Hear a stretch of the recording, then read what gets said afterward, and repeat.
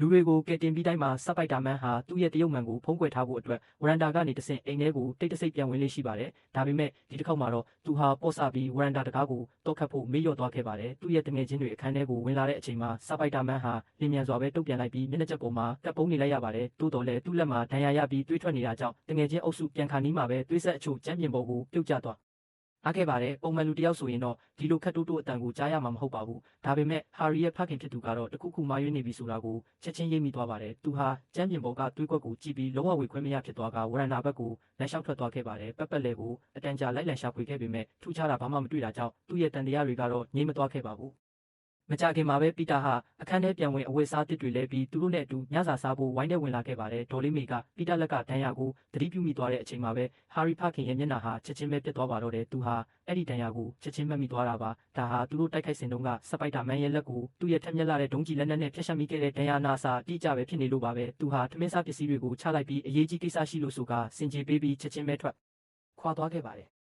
ဖြစ်ပုံကတော့ပီတာရဲ့အချစ်ဆုံးတငယ်ချင်းရဲ့ဖခင်ဟာ Green Goblin အဖြစ်တရုပ်ဆောင်နေတဲ့နာမည်ကြီးဗီလိန်ကြီးဖြစ်နေလို့ပါပဲအရင်ကစပိုက်တာမန်နဲ့ထိတ်တိုက်ရင်ဆိုင်မှုတွေအရစပိုက်တာမန်ကိုထိတ်တိုက်တိုက်ခိုက်လို့မနိုင်နိုင်မှန်းသူသိထားပါတယ်ပီတာရဲ့တရုပ်မှန်ကိုတည်သွားပြီးတဲ့နောက်မှာတော့ Green Goblin ဟာပီတာတိတ်တဆိတ်ချစ်နေရတဲ့မိန်းကလေးကိုချက်ချင်းပဲပြန်ပေးဆွဲလိုက်ပါတော့တယ်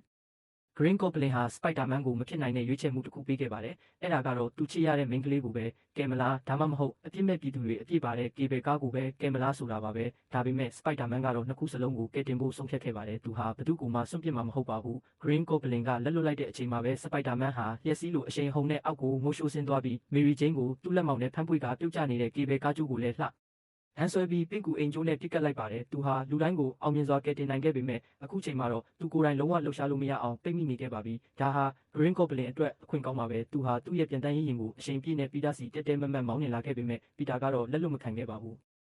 Green Goblin ကသူ့ကိုတိုက်ခိုက်တော့မဲ့အချိန်မှာပဲတရားပေါ်ကပြည်သူတွေကရုတ်တရက် Goblin ကိုခဲတွေပစ္စည်းတွေနဲ့လှမ်းထုကြပါတော့တယ်။သူလှည့်ကြည့်လိုက်တဲ့အခါတရားပေါ်ကရာနဲ့ချီတဲ့လူလူကြီးကစပိုက်တာမန်ဟာသူ့ရဲ့ကောင်းကွာသူ့ကိုမထိခိုက်စေနဲ့လို့အော်ဟစ်နေကြတာကိုတွေ့လိုက်ရပါတယ်။တစ်ချိန်တည်းမှာပဲပီတာဟာအခွင့်ကောင်းယူပြီးကလေးတွေကိုကုန်တင်တင်မောပေါ်စီဘေးကင်းကင်းရောက်အောင်ပို့ဆောင်ပေးလိုက်ပါတယ်။ဒါကိုသတိပြုမိသွားတဲ့ Green Goblin ဟာတိုက်စစ်ဆင်လာပြီးပီတာကိုစွန့်ပစ်ထားတဲ့ရုံးပြက်ကံပြက်ရဲတိုက်ဟောင်းတစ်ခုတည်းကိုလှမ်းပစ်ချလိုက်ကဖယုံသီးပုံးနဲ့သူ့မျက်နှာတဲတဲမှာလည်းပောက်ကွဲစေခဲ့တာကြောင့်ပီတာဟာခုခံနိုင်စွမ်းလုံးဝမရှိတော့ပါဘူးSpider-Man ဟာ Green Goblin ရဲ့မနာတမ်းရက်ဆက်လာတဲ့တိုက်ခိုက်မှုတွေကြောင့်အလဲလဲပြူပြူဖြစ်နေခဲ့ရပြီးပြန်လည်တုံ့ပြန်ဖို့နည်းလမ်းမရှိခဲ့ပါဘူး။ပီတာဟာထွက်ပြေးဖို့အခွင့်အရေးရှာပေမဲ့ထပ်မံပြီးရိုက်ချခြင်းခံရပြန်ပါတယ်။သူ့ရဲ့အစီအစဉ်တွေပျက်စီးသွားတာကြောင့်ဒေါသအလွန်ထွက်နေတဲ့ Green Goblin ကပီတာတည်သွားတာနဲ့ Mary Jane ကိုသူကိုယ်တိုင်နှိပ်စက်ညှဉ်းပန်းပြမယ်လို့ကြေးဝါခဲ့ပါတယ်။ဒီစကားကိုကြားလိုက်ရတဲ့အခါပီတာရဲ့အတွင်းကအင်အားတွေဟာတဟုန်ထိုးတက်ကြွလာခဲ့ပါတယ်။ Green Goblin ဟာသူ့အချစ်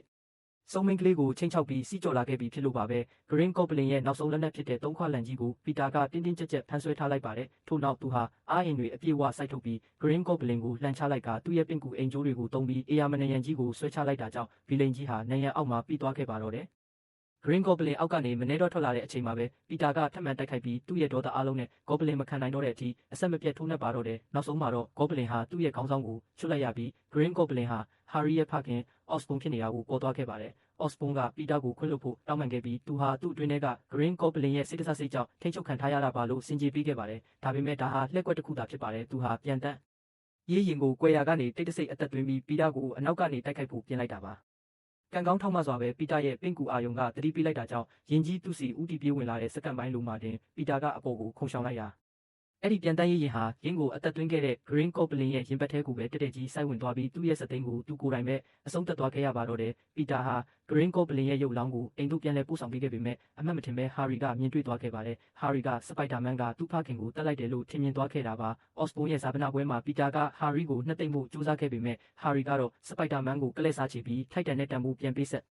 စေရမယ်လို့ကြေးဝါခဲ့ပါတယ်ပီတာလည်းသူလုပ်ခဲ့တဲ့အရာကတကယ်ပဲမှန်ကန်ရဲ့လားဆိုတာကို